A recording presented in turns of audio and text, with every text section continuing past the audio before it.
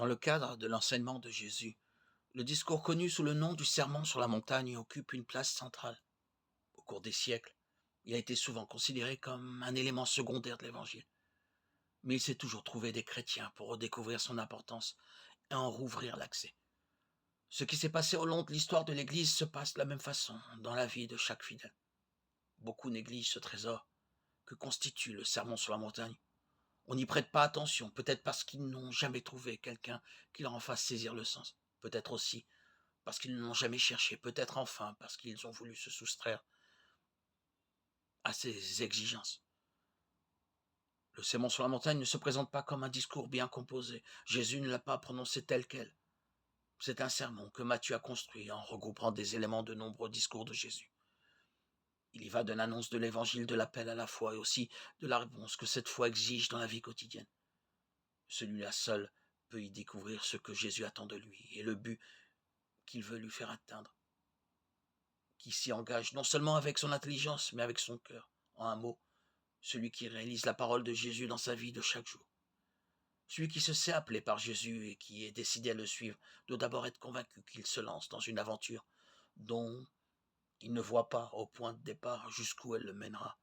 Nous pourrions en trouver confirmation dans la vie des saints. Nous verrions par exemple de beaucoup d'entre eux comment le sermon sur la montagne est capable de pénétrer dans une vie, de la modeler, de la transformer.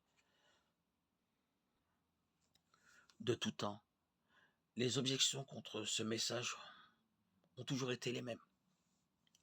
Cela ne convient plus de nos jours. Ou bien, où tout cela va-t-il nous mener?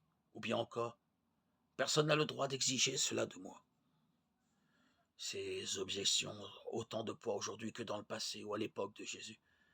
C'est seulement en ne prenant pas cette attitude prétentieuse, en reconnaissant au contraire notre faiblesse, en confessant nos refus, en décidant de nous attacher à Jésus avec une entière confiance pour demeurer en lui, que nous découvrirons le précieux trésor qui est caché dans ce discours.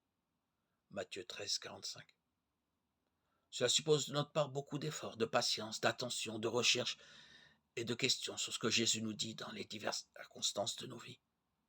S'il y a dans l'Évangile un passage à propos duquel une telle attitude est nécessaire, c'est bien le sermon sur la montagne. Il ne sera pour nous lumineux et riche de sens que si nous le mettons en pratique. C'est une chose, par exemple, de parler de l'amour des ennemis et d'en faire l'éloge comme d'une éminente vertu. C'en est une autre d'être effectivement bon avec quelqu'un qui, vis-à-vis de nous, se comporte en ennemi, nous et nous fait du mal. Agir ainsi, c'est le propre de Jésus. Ce doit être aussi le propre de son disciple.